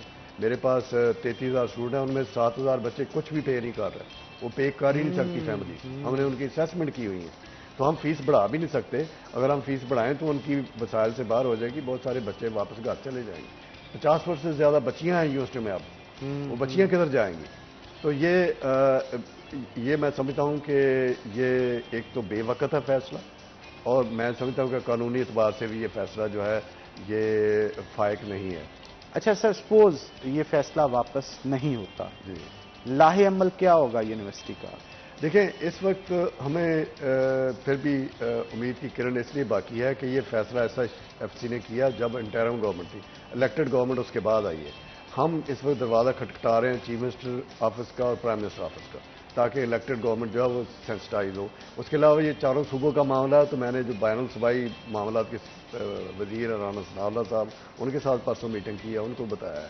हमने लिख के मीडिया के ज़रिए, और जो भी एक तरीका होता है सॉफ्ट प्रोटेस्ट का, वो हम कर रहे हैं। हम कोई लेबर यूनियन नहीं है, हम कोई रोड ब्लॉकेट नहीं करने वाले, हम कोई हड़ताल नहीं करने वाले, लेकिन हम चाहेंगे कि ये हमारा जो सॉफ्ट मैसेज है उसको समझा जाए। सर, अगर नहीं समझा जाता तो क्या एक दौर था कि उस्ताज़ा पहले भी बाहर आते थे अपने हकूक़ को लेने के लिए सड़कों के ऊपर, तो क्या अब यूनिवर्सिटीज़ के उस्ताज़ा भी? देखिए, यूनिवर्सिटियों में एकेडमिक स्टाफ एसोसिएशन है और उनकी एक फेडरल यूनियन भी है। वो फेडरल यूनियन ने 3-4 दिन पहले ब्लैक डे मनाया है। अच्छा, लेकिन मैं ज़ाती तौर पे समझता हूँ कि जेब नहीं देता हमें हम उस मोड में जाएं, बट अगर ये नहीं हम करेंगे तो हम हाथ पे हाथ रख के बैठ जाएंगे तो बच्चे सड़कों पे आ जाएंगे। फैमिली सड़कों पे आ जाएंगी, किसी न किसी प्रोटेस्ट तो होगा। ये सर एक किस्म की आप ब्रेकिंग वैसे दे रहे हैं कि आने वाले दिनों में अगर ये फैसला वापस ना लिया गया, हाँ, उस्ताद हों या फिर स्टूडेंट्स हों, वो फिर सड़कों पे आएंगे, जरूर आएंगे। तो अगर सपोज नहीं लिया जाता या एहतजाज करने से भी कुछ नहीं बनता, यूनिवर्सिटी तो बंद नहीं की जाएगी ना। इसके लिए कोई लाहेअमल तो आपने ज़हन में सोचा होगा ना कि स्टूडेंट्स की फीस बढ़ाई जाए या फिर कोई काम ऐसा किया जाए जिससे यूनिवर्सिटी को आगे लेके चला जा सके। देखिए, फीस बढ़ाने का जो है ना, ये बड़ा इजियर सेड देन डन है। ये प्राइवेट यूनिवर्सिटियों में ये होता है, वहाँ पे अशराफिया के बच्चे होते हैं, वो फीस उनको बादर नहीं करती। लेकिन हमारे यहाँ तो 5% फीस भी बढ़ाई जाए तो उसका शोर मच जाता है। हाँ। हमें पता है ना, लोगों की पेइंग कैपेसिटी नहीं है, और ये गुज़श्ता दिनों में हो चुका है हमारे साथ ये, तो इसलिए हमारे यहाँ फीस बढ़ाना इतना ईजी नहीं है। अच्छा सर, इंफ्रास्ट्रक्चर क्या क्या नए प्रोजेक्ट्स चल रहे हैं यूनिवर्सिटी के ऊपर और किस तरह से वो इम्पैक्ट में जद में आ रहे हैं इस चीज़ की कि अगर एचईसी की तरफ से फंडिंग रोक दी गई? देखिए, इस वक्त हमारे पास, और मुझे यकीन है बाकी जो मेरे सिस्टर यूनिवर्सिटीज़ हैं उनमें भी इंफ्रास्ट्रक्चर में कांस्टेंट इन्वेस्टमेंट इसलिए करनी पड़ रही है कि एनरोलमेंट बढ़ी जा रही है। यहाँ हर साल जो एप्लीकेशन है पिछले साल से 30% 40% ज़्यादा आती हैं, और फिर पब्लिक का प्रेशर भी होता है और हमें सरकार की तरफ से भी होता है कि बच्चों को अकोमोडेट किया जाए, नंबर ऑफ सीट्स बढ़ाई जाए। जब आप नंबर सीट्स बढ़ाएंगे, आपको टीचिंग फैसिलिटी भी बढ़ानी पड़ेगी, लेबॉर्ट्री की फैसिलिटी बढ़ानी पड़ेगी, कंप्यूटर लैब्स नई लानी पड़ेंगी, इंटरनेट पे इन्वेस्ट करना पड़ेगा, लाइब्रेरी पे इन्वेस्ट करना पड़ेगा। फिर हमारे पास हमारी जैसी यूनिवर्सिटियों में रूरल एरिया से, देहातों से बच्चियाँ आते हैं, उनके लिए बोर्डिंग फैसिलिटी क्रिएट करनी पड़ती है, हॉस्टल बनाने पड़ते हैं। तो ये कैंपस फैसिलिटेशन जो है एक मुश्किल चैलेंज है, तो इसके ऊपर इन्वेस्टमेंट होती है। इसके साथ ही साथ जब एनरोलमेंट बढ़ती है तो हमें ज़्यादा ह्यूमन सोर्स भी चाहिए ना, एक स्टूडेंट टीचर रेशो चाहिए। अगर हम स्टूडेंट टीचर मेंटेन नहीं करते रेशो, तो फिर हम क्वालिटी एजुकेशन नहीं दे सकते, फिर हम उनको ट्रेनिंग नहीं दे सकते। ये सिर्फ कंटेंट डिलीवरी का काम तो नहीं है ना कि जो इंटरनेट से भी हो सकती है, ये एक्चुअली हैंड्स ऑन ट्रेनिंग का काम है, असेसमेंट्स का काम है, रिसर्च का काम है। तो इसलिए ये कांस्टेंट ग्रोथ का प्रोसेस है, इसको रोका नहीं जा सकता। इसको रोकेंगे तो क्वालिटी के साथ साथ ये भी होगा कि ये इररिपेरेबल लॉस होगा। अच्छा सर, एक बड़ा इंपॉर्टेंट क्वेश्चन जो मैं आपसे करना चाह रहा हूँ बतौर स्टूडेंट, क्योंकि बहुत सारे स्टूडेंट्स भी हमारा शो इस वक्त देख रहे होंगे।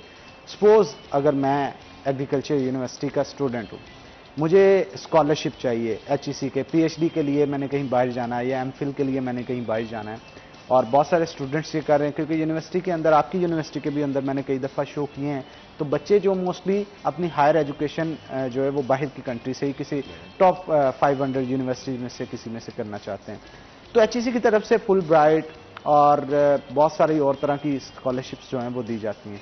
क्या ये बजट रोकने से वो स्कॉलरशिप्स भी रुक जाएंगे?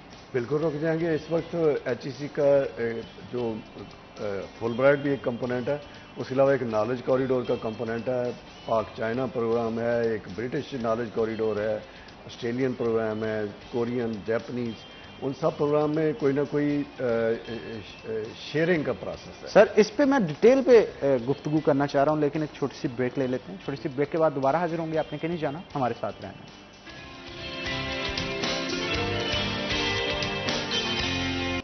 वेलकम बैक नाज़रीन, ब्रेक के बाद खुश आमदीद। हमारे साथ डॉक्टर इकरार अहमद खान साहब बैठे हैं और यकीन जानिए ब्रेक के दौरान उन्होंने जो हक़ाइक़ मुझे सुनाए, जो बताए, उसे सुन के मैं बहुत ज़्यादा परेशान इस वजह से भी हो गया कि स्पेशली जो इस वक्त हमारा शो एमफिल और पीएचडी के स्टूडेंट्स देख रहे हैं, उनके लिए बहुत बड़ा लम्हा फ़िक्रिया है ये जो नोटिफिकेशन पास किया गया है। और वो क्या है वो डॉक्टर साहब की ज़ुबानी जानते हैं। डॉक्टर साहब, आप बता रहे थे कि एमफिल और पीएचडी के स्टूडेंट्स को मोस्टली जो बजट दिया जाता है रिसर्च के लिए, वो दिया जाता है एचईसी की तरफ से, और डिग्री तब तक मुकम्मल नहीं होती जब तक आपके रिसर्च प्रोजेक्ट्स किसी इम्पैक्ट फैक्टर में पेपर को पब्लिश नहीं किया जाता। और पेपर को पब्लिश करने के लिए आपको जो रिसर्च होती है उसके लिए बहुत सारी चीज़ें, जैसे नाइट्रोजन होती है या मुख्तलिफ चीज़ें होती है, वो सप्लाईज है ना, मतलब आपको फ्लूइड्स चाहिए होते हैं कुछ पीसीआर रन करने के लिए, या मुख्तलिफ चीज़ें जो होती हैं, वो सारे की सारी जो खरीदी जाती हैं वो एचईसी के पैसों से खरीदी जाती हैं। वो बंद तो आपकी रिसर्च बंद, रिसर्च बंद तो पीएचडी और एमफिल की डिग्री भी बंद। क्या कहेंगे इस पे? ये डिग्री बंद होगी तो ये समझ लें कि हमारी जो दुनिया के साथ एक कम्युनिकेशन है इंटेलेक्चुअल लेवल पे, वो भी बंद हो जाएगी। और इसका रिएक्शन जो है वो अवाम नास में होगा, क्योंकि अवाम के बच्चे पढ़ रहे हैं और अगर वो यहाँ से तालीम के बगैर चले जाएंगे तो वो जाएंगे नहीं, फिर वो सड़कों पे आएंगे। तो मैं समझता हूँ कि ये गवर्नमेंट्स जो हैं वो यकीनन ये नहीं चाहेंगी, इलेक्टेड गवर्नमेंट नहीं चाहेगी ये। तो ये जो फैसला SIFC ने इंटरम गवर्नमेंट के दौरान किया, हमारी गुजारिश है इलेक्टेड गवर्नमेंट से कि इस फैसले को SIFC के लेवल पे दोबारा रिव्यू कर लें, और अगर ऐसा करना ज़रूरी भी है कि सूबाई हुकूमतों को फेडरल गवर्नमेंट ने पैसे नहीं देने, तो उसका सूबों के साथ बैठ के मामला तय नेगोशिएट किया जाए और उसकी कोई फेज आउट किया जाए उसको। ये ऑल ऑफ सडन सूबा तैयार नहीं है इसके लिए। बिल्कुल ठीक कहा आपने। अच्छा सर, स्कॉलरशिप्स के हवाले से भी पूछना चाहूँ, जैसे सपोज एग्जांपल के तौर पे हर PhD स्टूडेंट को HEC की तरफ से एडसेप की स्कॉलरशिप 6 मंथ की दी जाती है, आप किसी भी कंट्री में जाके अपनी रिसर्च को कंटिन्यू कर सकते हैं। तो इस तरह की बहुत सारी स्कॉलरशिप्स है जो MPhil के लिए भी है, PhD के स्टूडेंट्स के लिए भी है, क्या वो सारी की सारी स्कॉलरशिप्स बंद कर दी जाएंगी? देखिए, ये हमें बिल्कुल ब्लैंकेट नोटिफिकेशन मिली है कि फेडरल HEC हमें कोई पैसा नहीं देगा। तो ये उसमें अब उसकी आगे ब्रेकडाउन में बहुत कुछ है।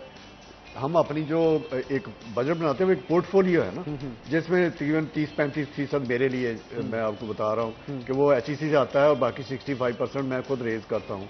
अब जब 35% नहीं आएगा तो मैं बाकी जो है अखराजात बाकी भी उसी रेशो से कम कर दूंगा। और ये मेजर इजी है फिर मेरे लिए कट करना कि ठीक है, हम स्कॉलरशिप नहीं देते, हम सप्लाईज नहीं खरीद करते, हम नए कंप्यूटर नहीं लेंगे, हम इंटरनेट की सर्विस बंद करवा देंगे, हम E-लाइब्रेरी जो ऑनलाइन एक्सेस है जर्नल्स को, लिटरेचर को, उसका नहीं पे कर सकेंगे।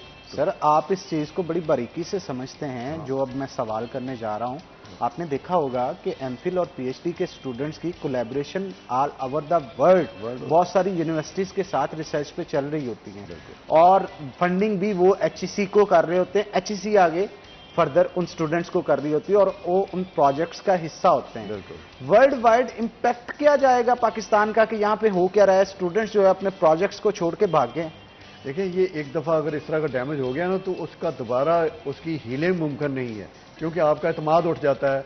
वो प्रोफेसर समझते हैं कि ये खुद भी सीरियस नहीं है, इनके पीछे इनकी गवर्नमेंट भी सीरियस नहीं है, वो बच्चों की ईमेल का जवाब देना बंद कर देते हैं। ओहो, तो इसलिए ये इस तरह से डिसकंटिन्यू करना हर गज जो है वाइज नहीं है, वेरी अनवाइज। सर, एक तो ये काम तो रुकेगा ही रुकेगा। जो बच्चा फिर ग्रेजुएशन के बाद बाहर जाना चाहता है वो कभी भी नहीं जा पाएगा, उनकी एप्लीकेशन का जवाब ही कोई नहीं देगा। सर, ये तो बहुत बड़ा लम्हा फिक्रिया है पाकिस्तान के लिए, और मेरा ख्याल है इसका डायरेक्टली इम्पैक्ट जो है वो स्टूडेंट।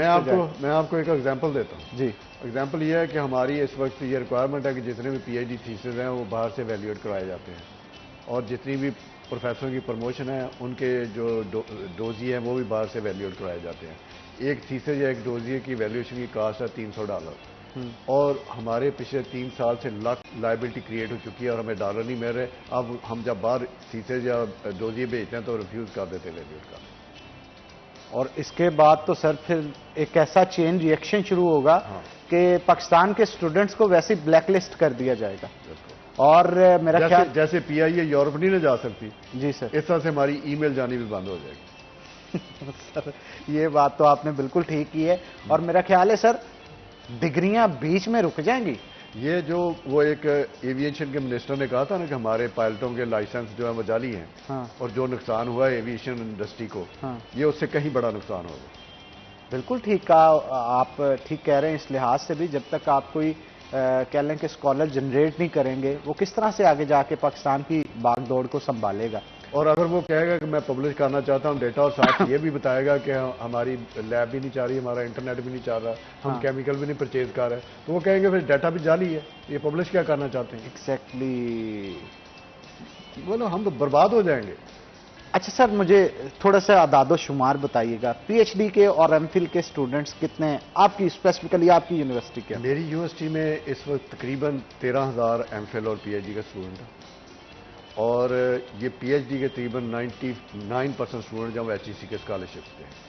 सर, होता ही उनका है वो, उनका अदरवाइज कोई भी अफोर्ड नहीं कर सकता। तो और MPhil में भी 50% से ज्यादा किसी न किसी तरह HEC से स्पॉन्सर्ड है, और सिर्फ उनका स्टाइपेंड स्पॉन्सर नहीं है, उसकी रिसर्च की कॉस्ट है।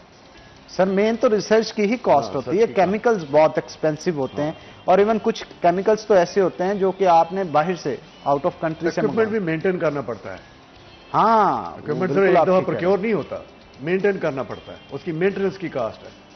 सर सपोज अगर कोई बंदा पीसीआर रन कर रहा है अपनी लैब के अंदर, पीसीआर मशीन खराब हो जाती है, हाँ, वो ठीक कैसे करवानी? उसकी मेंटेनेंस के कॉन्ट्रैक्ट होते हैं, वो कॉन्ट्रैक्ट भी तो एचईसी के सर होते वो हैं। उस वहीं से पैसे पे होते हैं। तो इट मींस के कॉन्ट्रैक्ट भी सारे के सारे वो कैंसिल हो कॉन्ट्रैक्ट जाएंगे। रुक जाएंगे, हम 30 जून को कह देंगे हमारे पास पैसे नहीं, कॉन्ट्रैक्ट खाता हूं। ओहो सर, ये तो एक बहुत बड़ी ब्रेकिंग है जो कि आप बता रहे हैं कि पंजाब भर के अंदर इस तरह की जितनी भी यूनिवर्सिटीज हैं उनके अंदर जितने भी पीएचडी और एमफिल के स्टूडेंट्स हैं उनकी डिग्रियां बीच में रुक जाएंगी। ये नेक ब्रेकिंग है, गर्दन टूट जाएगी सिस्टम की।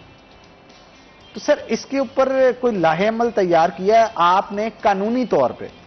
देखिए, कोई रिट दायर की हो या कुछ ऐसा? नहीं, हम देखें पब्लिक सर्वेंट हैं, पब्लिक यूनिवर्सिटी हैं, हमारा पहला काम है कि हम अरबाब इख्तियार को सेंसिटाइज करें। मैंने हमारी जो एडमिनिस्ट्रेटिव सेक्रेटरी है उसको खत लिखा है, चीफ मिनिस्टर को खत की कापी भेजी है, हायर एजुकेशन कमीशन ने प्राइम मिनिस्टर साहब को खत लिखा है, उसकी कापियां हमने सर्कुलेट की हैं। मीडिया हमारे साथ बड़ा कोऑपरेट कर रहा है, मैं आपका भी मशकूर हूँ। मीडिया के हर रोज़ किसी न किसी चैनल पे, किसी न किसी अखबार में, एडिटोरियल पेज पे, आज भी डान में एडिटोरियल है इसका, मीडिया बड़ा कोऑपरेट कर रहा है। उसके अलावा हम ये समझते हैं कि और जैसा कि मैंने कहा कि हमारी जो एसोसिएशन है और यूनियंस हैं वो भी प्रोटेस्ट कर रही हैं। हम ये समझते हैं कि ये कानूनी मामला इस तरह से है कि जो हमें फेडरल ग्रांट आ रही है 18th अमेंडमेंट के बाद, वो काउंसिल ऑफ कॉमन इंटरेस्ट की अप्रूवल से आ रही है। काउंसिल ऑफ कॉमन इंटरेस्ट जो है वो एनएफसी को भी कंट्रोल करता है। ये दोनों आईनी इदारे हैं। अगर एसआईएफसी ने फैसला कर भी लिया तो वो आइन के नीचे है, वो कानूनी इदारा है, आइनी इदारा नहीं है। मैं ये समझता हूं, मैं वकील तो नहीं हूं, लेकिन मैं ये समझता हूं कि कानूनी इदारा जो आइनी इदारे को बाईपास नहीं कर सकता, नहीं कर सकता, आइन सुपीरियर होता है। आइन सुपीरियर, तो इनको आइन के पास लेके जाना चाहिए और इसका एक नेशनल इंटरेस्ट में फेज आउट करना चाहिए। अगर सूबों को कास्ट शिफ्ट होनी है तो उसका एक मरहलावार प्रोग्राम होना चाहिए। तो मैं मेरे ख्याल में अल्लाह करे कि ऐसा वक्त ना आए कि प्रोटेस्ट हो। प्रोटेस्ट के अलावा कानूनी चाराजोई यूनियंस जो है वो करने को तैयार हैं। अब यूनियंस देखते हैं कि वो क्या करते हैं। सर यहाँ पे मैं एक सवाल जो करना चाह रहा हूँ कि जैसे हमने एक से बढ़ के एक इसकी पेचीदगी के ऊपर बात की, बहुत सारे पॉइंट्स हाईलाइट किए, क्या जिन्होंने ये नोटिफिकेशन जारी किया उनका कोई थिंक टैंक मौजूद नहीं था, कोई कमेटी नहीं थी? क्या इसके ऊपर कोई डिस्कशन नहीं की गई, ये करने क्या जा रहे हैं और इसका इम्पैक्ट क्या आएगा? ये मुझे एग्जैक्ट, तो मैं वहाँ पे मौजूद नहीं हूँ तो इसलिए मैं कुछ नहीं कह सकता, लेकिन जो मैंने सुना है, मेरी उस वक्त के फेडरल एजुकेशन सेक्रेटरी जो थे उनसे मुलाकात हुई थी, उन्होंने कहा था कि ये उन्होंने SIFC के एजेंडे पे लेके आए थे लास्ट ईयर नवंबर में, और वहाँ पे HEC को उन्होंने शायद नोटिस किया था, बट वो ऐसे जैसे करंट वर्क है आ जाए, ये भी बात सुन जाए हमारी, तो उसके ऊपर कोई बाकायदा स्टडी, जैसे आपने कहा थिंक टैंक, को बाकायदा थिंक टैंक स्टडी नहीं है। उनको चाहिए था बाकायदा थिंक टैंक स्टडी करते कि ये जो 65 अरब इवन दो स्टैगनेंट है, इसका क्या इम्पैक्ट है 160 यूनिवर्सिटियों पे, और एक अगर यकदम विड्रा होगा तो फिर क्या इम्पैक्ट होगा। इस तरह से डाटा डिस्कस होता है ना, और फिर उसको देखा जाता है कि ये कास्ट शेयरिंग कैसे हो। यूनिवर्सिटियों में तो सख्त नहीं, बहुत सारी यूनिवर्सिटियाँ ऑलरेडी डेट में है या बैंकरप्ट है, वो मंथली तनख्वाह नहीं पे कर रहा है, बहुत सारे जो बिजली के बिल नहीं पे कर रहे हैं। हम सर इस पर डिटेल में जरा गुफ्तगू करेंगे, लेकिन एक छोटी सी ब्रेक के बाद ब्रेक लेंगे। ब्रेक के बाद दोबारा हाजिर होते हैं। आप कहीं नहीं जाना, हमारे साथ रहना।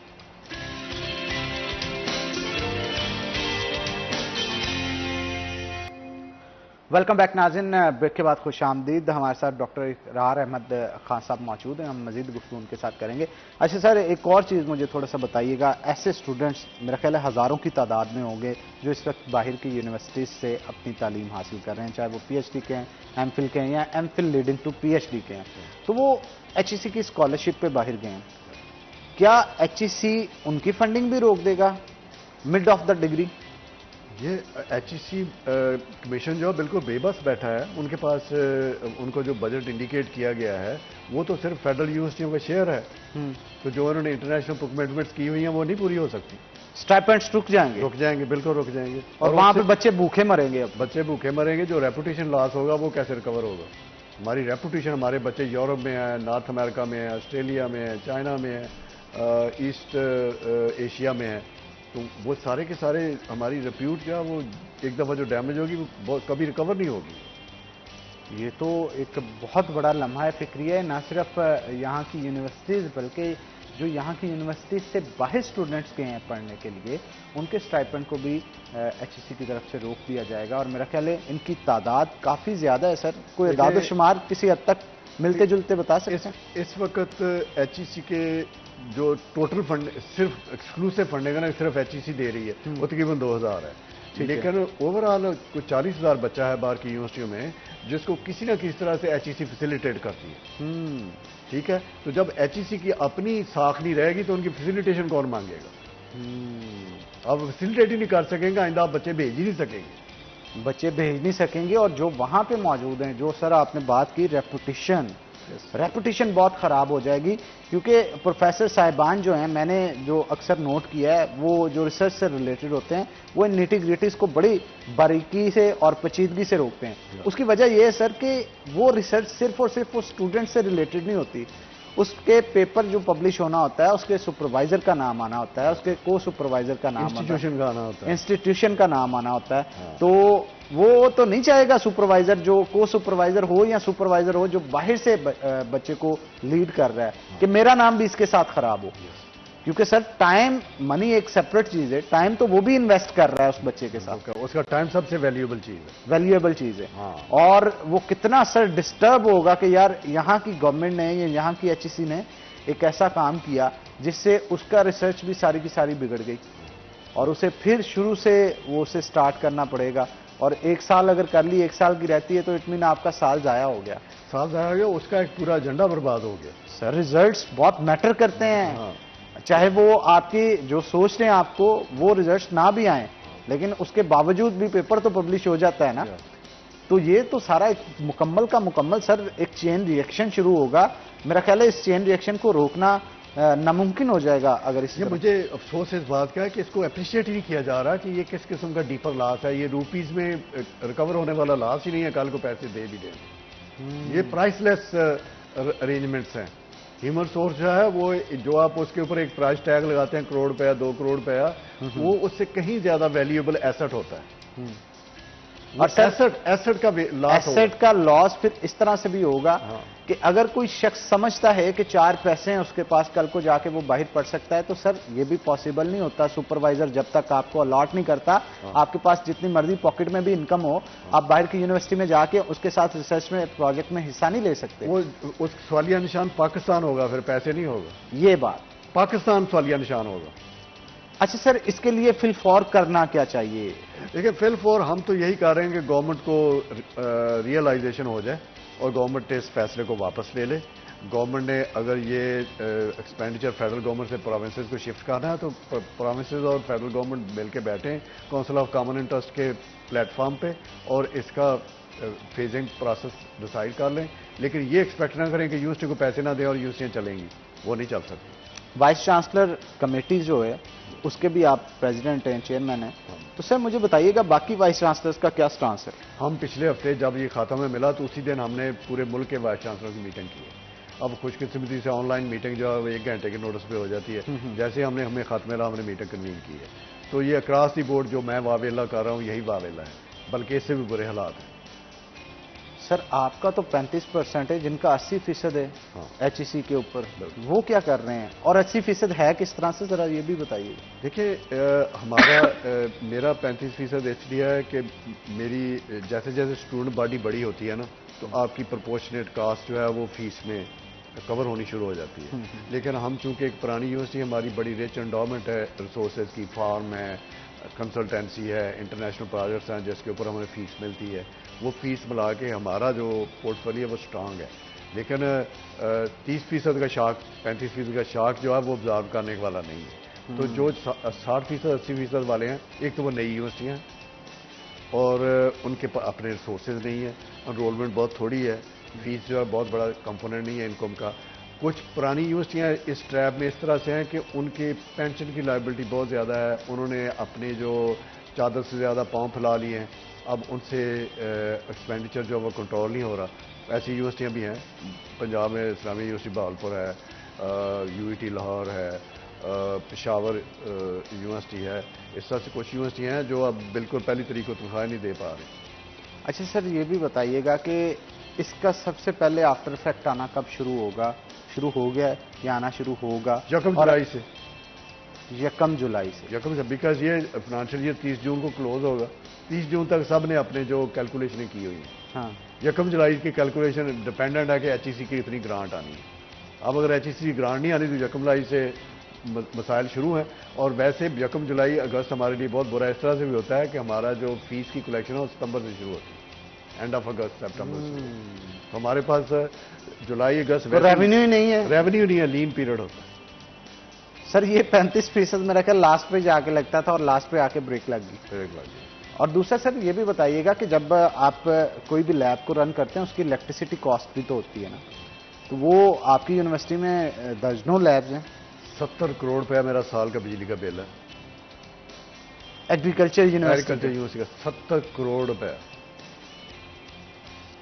तो सर ये किस तरह से रिकवर करेंगे? ये मतलब एक किस्म का मुझे कुछ समझ नहीं आ रहा कि ये फैसला किस तरह का किया गया और किस चीज को देखते हुए किया गया। हर फैसले के पीछे कोई मंतक होती है ना सर, आपको क्या लगता है इसके पीछे क्या मंतक थी? क्यों? देखिए वो जो मेरी जो डिस्कशन हुई है ऑफ द रिकॉर्ड, वो ये है कि फेडरल लेवल पे जो NFC अवार्ड है 2010-11 वाला, जिसमें सूबों को रिसोर्सेज जो हैं वो एलोकेट हो रहे हैं, उससे फेडरल गवर्नमेंट नाखुश है। और ये वाली नहीं, इससे पिछली भी, उससे पिछली भी सारी गवर्नमेंटें फेडरल जो उससे नाखुश हैं कि ये सूबों को शेयर ज़्यादा जा रहा है। अब इन्होंने पहले कोशिश की है उसको कंट्रोल करने की, लेकिन NFC अवार्ड CCI उसका एक प्लेटफॉर्म है, उस पर जाके ही उसको रिविजिट किया जा सकता है। सूबे रिएक्ट कर रहे हैं, तो उस रिएक्शन का फिर मेरे ख्याल में सोल्यूशन ये निकाला गया कि एक्सपेंडिचर जो है सूबों को शिफ्ट कर दिए जाए। बिल्कुल सर, इस पर मजीद जरा गुफ्तगू करेंगे, लेकिन एक छोटी सी ब्रेक के बाद दोबारा हाजिर होंगे। आपने कहीं नहीं जाना, हमारे साथ रहना।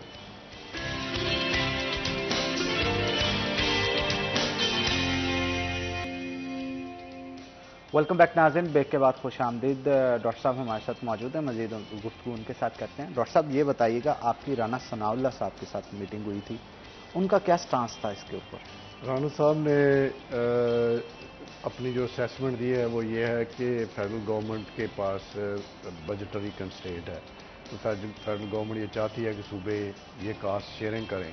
तो मैंने कहा फिर ये ऐसे शाही फरमान के बजाय सूबों को साथ बैठाएं और सूबों को कहें कि भाई हम इसको 2-3 फेजेज में कर लेते हैं। उन्होंने मुझे यही कहा कि आप मुझे लिख के भेजें, मैं बैनुल सूबाई राब्ता कमेटी जो है उसमें रखवा देता हूँ। ये मेरी परसों बात हुई है। परसों बात हुई है, मेरी सेशन हुआ है। ठीक है, तो वो भी आज हम लिख के भेज रहे हैं। मैंने कल चेयरमैन HEC को बताया कि इस तरह से बैनुल सूबाई राब्ता के हवाले से मेरी डिस्कशन हुई है और उन्होंने कहा है कि आप ये रख दें। लेकिन वो कल चूँकि हायर एजुकेशन कमीशन की मीटिंग हो रही है, तो मैं कमीशन को भी अपडेट करूँगा इसके ऊपर। और ये सूबों की बैनुल सूबाई अगर ये मामला है तो सूबों के साथ बैठ के तय करें ना, ऊपर से फरमान ना भेजें, बैठ के तय करें। अगर 65 अरब का ये लाइबिलिटी है तो 65 अरब में इस साल अगर आप 65 से 15 अरब कम करना चाहते हैं, 20 करना चाहते हैं, तो सूबों कहें कितना आप अब शेयर करें, सूबे भी अपनी को कास्ट कटिंग करें। सूबे जो इंफ्रास्ट्रक्चर के ग्रे प्रोजेक्ट जो उनको कुछ कम कर लें। सूबों के ऊपर उनका सबसे बड़ा शिकवा यही है कि सूबे ग्रे प्रोजेक्ट बहुत करते हैं। ये सही है बात, बिल्डिंग्स बन रही हैं, बिल्डिंग्स बनाते हैं। अब जब कैपेसिटी बढ़ेगी तो बिल्डिंग्स भी तो बढ़ेंगी ना। बिल्डिंग्स भी बढ़ेगी, जरूरत है उसकी भी, लेकिन आपको प्रायोरिटाइज करना है ना, आपको इसको प्रायोरिटाइज करना है। आपको देखना पड़ेगा कि बैलेंस स्ट्राइक किया जाए कि ह्यूमन रिसोर्स डेवलपमेंट जो है वो बिल्डिंग से कोई कम इंपॉर्टेंट इन्वेस्टमेंट तो नहीं है ना। ह्यूमन रिसोर्स की इन्वेस्टमेंट को छोड़ के आप बिल्डिंगें बना लेंगे, बिल्डिंग क्या करेगी? बंदे अच्छे होंगे तो दरख्त के नीचे बैठ के भी काम करेंगे। बिल्कुल, बंदे निकम्मे तो एयर कंडीशन कमरे में बैठा दो, क्या करेंगे? वो कुछ भी नहीं कर सकते। अच्छा, दूसरा सर मुझे ये बताइएगा, क्योंकि आपकी अपॉइंटमेंट जो वाइस चांसलर्स कमेटी के अंदर हुई माजूद चाहूँगा, उसके लिए जो डायरेक्टली साइन किए जाते हैं वो प्राइम मिनिस्टर की तरफ से अपॉइंट किया जाता है। बिल्कुल। तो आप प्राइम मिनिस्टर से डायरेक्टली मीटिंग क्यों नहीं करते इस मौजूद पर? हमने रिक्वेस्ट भेजी और मैंने प्राइम मिनिस्टर साहब के जो सेक्रेटरी हैं असद गिलानी साहब, उनको भी मैसेज भेजा कि काइंडली हमें टाइम लेके जाए। सर क्या रिस्पॉन्स है? आई थिंक हमें मिल जाएगा, क्योंकि प्राइम मिनिस्टर कल जा रहे हैं चाइना। ठीक है, तो वो इस हफ्ते में तो नामुमकिन है, तो उनकी चाइना से वापसी के बाद हमें टाइम मिलता है। लेकिन सर ये जून तक की जो आपने बात सुनाई है ये बड़ी डेंजरस है। 30 जून और डेडलाइन है। डेडलाइन है, डेडलाइन के बाद जो चेन रिएक्शन शुरू होगा मेरा ख्याल है वो रिकवर भी हो जाए तो वो पाकिस्तान की जो साख्त मुतासर होगी ऑल ओवर द वर्ल्ड उसको रिकवर करना बड़ा मुश्किल बहुत सारा डैमेज हो जाएगा, कंट्रोल नहीं हो सकेगा। बिल्कुल ठीक कहा आपने, डैमेज हो जाएगा और वो कंट्रोल नहीं होगा। इसलिए डॉक्टर साहब ने एक और भी चीज़ कही और वो भी बड़ा लम्हा फिक्री है, उनका स्टूडेंट्स बाहर आना शुरू हो जाएंगे। हम किसी को नहीं कहेंगे जब खुद ब खुद स्टूडेंट्स को रिसर्च प्रोजेक्ट्स के लिए पैसे ही नहीं मिलेंगे, अपनी डिग्री को मुकम्मल करने के लिए पैसे नहीं मिलेंगे, चाहे उन्होंने फीसें भरी भी हों सर, तो बहुत सारे स्टूडेंट्स जो रिसर्च का काम कर रहे होते हैं उनकी डायरेक्ट फंडिंग जो आ रही होती है वो HEC की तरफ से आ रही होती है, और जब वो बंद हो गई तो हज़ारों और लाखों की तादाद में स्टूडेंट्स होंगे जो सड़कों पे निकलेंगे, फिर रोड्स भी बंद किए जाएंगे और मामला किस तरफ को जाएंगे, एहतजाज भी किया जाएगा, तो ये फिर तब भी पता चलेगा। इसलिए अगर इन तमाम चीज़ों से बचना है तो इस फैसले के ऊपर नज़र-ए-सानी जो है वो की जाए। तो सर जैसे कोई फैसला किया जाता है, कोई कमेटी, आप वाइस चांसलर्स कमेटी के चेयरमैन हैं, इस तरह उसके लिए कोई कमेटी नहीं बनाई गई कि यार यूनिवर्सिटी से रिलेटेड कोई भी काम लिया जाए, इनको एतमाद में ज़रूर लिया जाए? देखिए वो हायर एजुकेशन कमीशन इसीलिए है ना, हायर एजुकेशन कमीशन में 4 सूबों की नुमाइंदगी है और उसके अलावा 3 फेडरल सेक्रेटरी उसके मेंबर हैं और फिर वाइस चांसलर का नुमाइंदा है जो मैं हूँ। तो इस तरह से ये हायर एजुकेशन कमीशन मिलकर बनता है और उसमें कुछ पर्सन ऑफ एमिनेंस भी हैं, एक्स चेयरमैन है अतार मान साहब भी उसके मेंबर हैं। तो वहाँ पे ये कल दिल्ली, ये सिंगल आइटम एजेंडा है कल। सर HEC का क्या स्टांस है इसके ऊपर? ये HEC ये बॉडी है ना जो कल मीटअप करेगी, बाकी तो वर्कर है ना वहाँ पे जो बैठे। सर अताउल्लाह साहब खुद भी बड़े कॉम्पिटेंट हैं, हाँ जी, और चेयरमैन भी रह चुके हैं हाँ जी, HEC के। हाँ जी, उनकी तरफ से भी इस पे कोई स्टांस आया उनका? ये कल पता चलेगा, लेकिन माजी में ऐसे हुआ था कि जब ये 18th अमेंडमेंट के बाद एक दफ़ा हमने कह दिया था कि ये सब कुछ सूबों को चला गया, तो उस वक्त फिर एक बाकायदा रेफरेंस फाइल किया गया था कमीशन के मेंबर्स की तरफ से सुप्रीम कोर्ट पे। तो फिर सुप्रीम कोर्ट ने ये रेफर किया था काउंसिल ऑफ कॉमन इंटरेस्ट को कि ये फेडरल सब्जेक्ट है बीइंग रिसर्च ऑर्गेनाइजेशन। फिर काउंसिल ऑफ कॉमन इंटरेस्ट ने सुप्रीम कोर्ट की डायरेक्शन के ऊपर ये फैसला किया था कि हायर एजुकेशन कमीशन यूनिवर्सिटियों की और रिसर्च की फंडिंग करती रहेगी, ये 18th अमेंडमेंट में कवर्ड है, ये प्रोविंशियल ऑब्लिगेशन नहीं है। तो अब ये यहीं से हमारा एक्चुअली कल डिस्कशन शुरू होगी और अगर जरूरत पड़ी तो दोबारा सुप्रीम कोर्ट में रेफरेंस चला जाएगा। सर जिम्मेदार कौन होगा इस सब का? देखिए जिम्मेदारी इस मुल्क में फिक्स करना बड़ा मुश्किल है। जो नुकसान हो जाता है वो तो public at large he face करती है, वो इंडिविजुअल तो कभी भी इसकी जिम्मेदारी नहीं उठाता। अच्छा सर, थोड़ा सा मैं ये भी जानना चाहूँगा, बहुत सारे स्टूडेंट्स तो स्टाइपेंड्स लेते ही लेते हैं, उस्तादा कितने इससे इम्पैक्ट में आएंगे, उनकी फीसिस कितनी कम हो जाएंगी, क्योंकि उनको भी तो HEC की तरफ से फंड दिया जा रहा होता है सुपरवाइजर के तौर पे? उनको ऑनरेरियम मिलते हैं, रिम्यूनरेशन मिलती है, लेकिन मुझे तो फिक्र लगी हुई है कि एक्चुअल तनख्वाह और पेंशन भी नहीं पे होगी। एक्चुअल तनख्वाह भी नहीं दी जा सकती? एक्चुअल तनख्वाह और पेंशन पूरी नहीं पे हो सकेगी। हम बहुत सारी यूनिवर्सिटियां ऑलरेडी इस मोड में आ चुकी हैं कि वो नहीं पे कर रही, यानी फीसों से भी गुजारा नहीं होगा? नहीं होता। तो ये तो सर फिर स्टूडेंट्स ही नहीं अकेले फिर बाहर आएंगे, स्टाफ तो स्टाफ भी आएगा पूरा का पूरा। बिल्कुल, उसमें दर्जा चारम भी है ना, बहुत दर्जा चारम। तो सर ऐसा कोई इक्का दुक्का वाकया भी देखने को आएगा कि यूनिवर्सिटियों के मीटर कटने शुरू हो जाएंगे? ये माजी में हो चुका है। हाँ। ये जिस यूनिवर्सिटी को मैं अब रिप्रेजेंट कर रहा हूँ इसमें भी हो चुका है, और बहुत सारी दूसरी यूनिवर्सिटियां हैं जिसमें अभी वो पहली तारीख को अपने बिल नहीं पे कर रहे। बिल्कुल जी, ये तो बड़ा लम्हा फिक्रिया है sir. Thank you very much for coming, और आपने बड़ा ज़बरदस्त इशू जो है उसे हाईलाइट किया। हम उम्मीद करते हैं कि अरबाब इख्तियार जो हैं इस मौजू को सीरियसली लेंगे और आप बहुत सारे लोग जो स्टूडेंट्स पढ़ रहे हैं उनके लिए जो है वो काम किया जाएगा और इस फैसले के लिए किसी न किसी तरह का कोई लाएअमल ऐसा बनाया जाएगा जिससे किसी को नुकसान ना हो, कोई साख्त मुतासर ना हो किसी भी चीज़ की। तो इसी के साथ नाज़रीन आज के प्रोग्राम से अपने मेज़बान हनान बुखारी को दे इजाज़त, फिर होगी आपसे मुलाकात। तब तक के लिए अल्लाह हाफ़िज़।